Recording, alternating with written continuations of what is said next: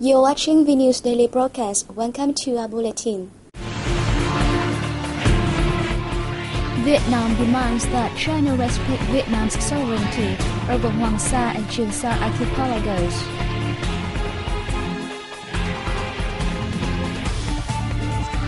Total tax collections in the first 9 months of the year fall short of target due to difficulties in the economy.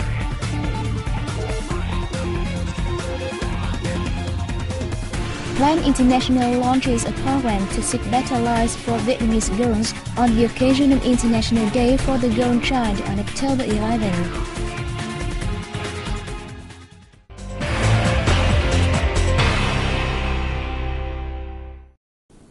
A delegation from the Law Committee of the Lao National Assembly is paying a working visit to Vietnam from October 10 to 15. The Lao lawmakers want to promote bilateral cooperation in legal activities between the two national assemblies. At the reception on October 11th for the Lao delegation, National Assembly Vice Chairman Wang Chu Liu said he supported more exchange of information and sharing of working experience between the two sides. He added that the visit is of great significance as it takes place when the two countries are celebrating the 50th anniversary of their diplomatic ties and 35 years of the signing of the Vietnam-Lao Friendship and Cooperation Treaty. The chairman of the Lao Law Committee, Davon Vang Vitit, expressed his wish that Vietnam would continue to share its experience with Laos in building legal documents and enhancing supervision of law enforcement. Earlier, the Lao delegation had a working session with Deputy Head of the Vietnamese National Assembly's Law Committee, Trần Đình Long. The two sides exchanged views on mechanisms for passing of laws and the coordination between the legislative and the government in drafting laws. The same day, the Lao lawmakers also worked with a delegation from the Vietnamese National Assembly's Legislative Research Institute. They asked for the Vietnamese side's help in establishing a legislative research mechanism for Laos. At a regular press conference on October 11, the Foreign Ministry spokesperson Lương Thanh Nghị said that a series of recent moves by China at the Hoàng Sa and Trường Sa archipelagos has seriously violated Vietnam's sovereignty as well as international law. The spokesperson further said that China's moves run counter to the agreement and basic principles guiding the settlement of sea issues between Vietnam and China signed in October 2011, as well as the spirit of the Declaration and Conduct of the Parties in the EC signed between ASEAN and China in 2002, thus further complicating the EC situation. Nghị declared that these acts are totally wrong and demanded that China respect Vietnam's sovereignty over Hoàng Sa and Trường Sa archipelagos and refrain from wrongful actions so as to make practical contributions to developing the friendship and cooperation between the two countries, as well as maintaining peace and stability in the sea.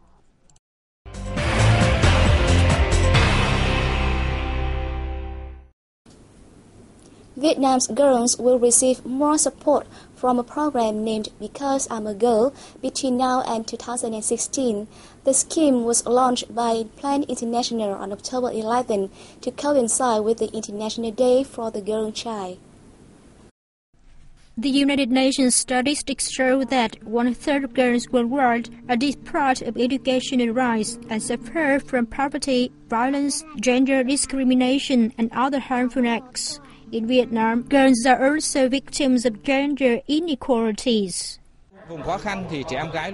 Our surveys in many poor areas show that many girls become the breadwinner of their families when they are only 14 or 15 years old. The dropout rate of girls is much higher than that of boys. In some communities, the rate of girls getting married young can be as high as 10%.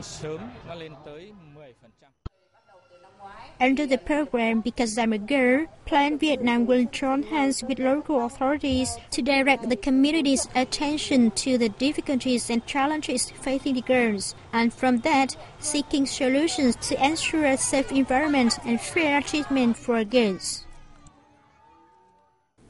In the first 9 months of the year, total tax collections fell short of target due to difficulties in the economy. The Ministry of Finance reported at a regular press briefing on October 11.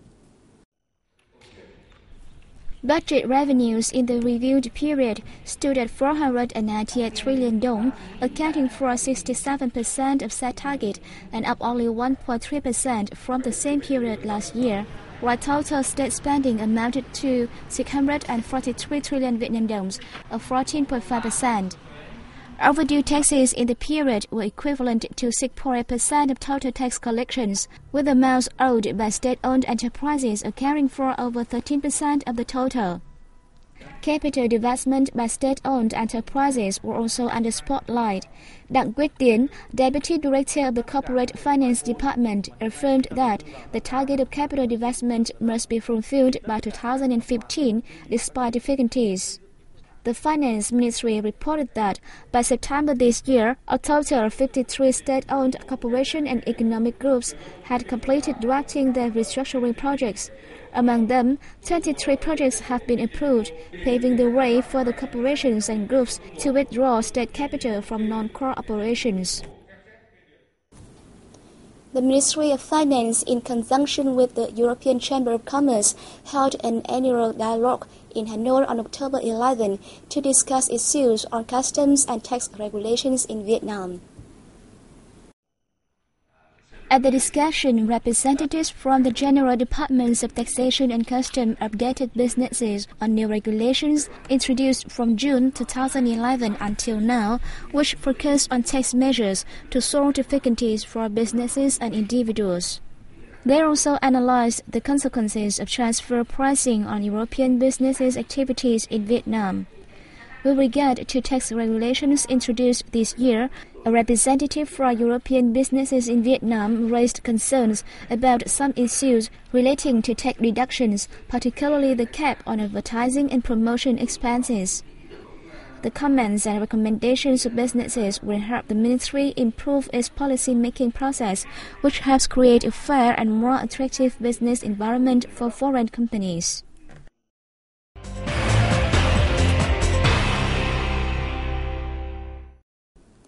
The International Exhibition of Construction, Building Materials, Housing and Interior Decor, or VietBuild 2012 in short, got underway in the southern city of Cần Thơ on October 11.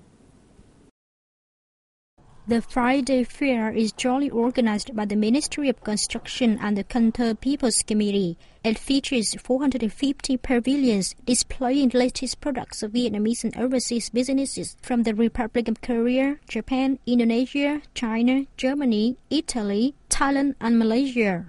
During the event, a seminar on new products and technologies in the construction sector will also take place with an emphasis on environmentally friendly innovations.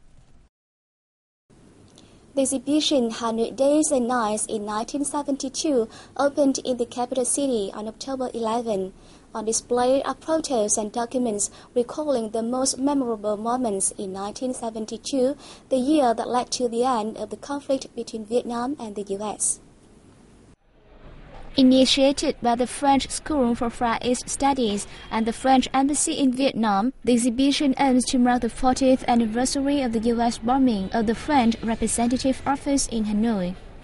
The photos have brought back memories of those unforgettable days for many Hanoians. In 1972, I worked at the emergency room of the city's health department. When hearing the alarms, people rushed to bomb shelters, while we set out on duty, going to such places like An Dương Residential Quarter or Bạch Mai Hospital to give emergency aid to injured soldiers. We did not feel any fear at all. I hope that this exhibition will be held at other places to help young generations understand more about the difficulties and challenges Vietnam faced during the wartime. Besides images on the heroic fighting of Hanoi against U.S. bomb attacks, the exhibition also recreates the daily lives of people in Hanoi at that time and the tragic fate of thousands of civilians killed and injured during the U.S. war. A seminar entitled 1972, the Key Year for Solving the Vietnam-U.S. Conflict, was also held within the framework of the event. The exhibition will open until November 9th. We've come to the end of our news today. Thank you for watching and see you next time.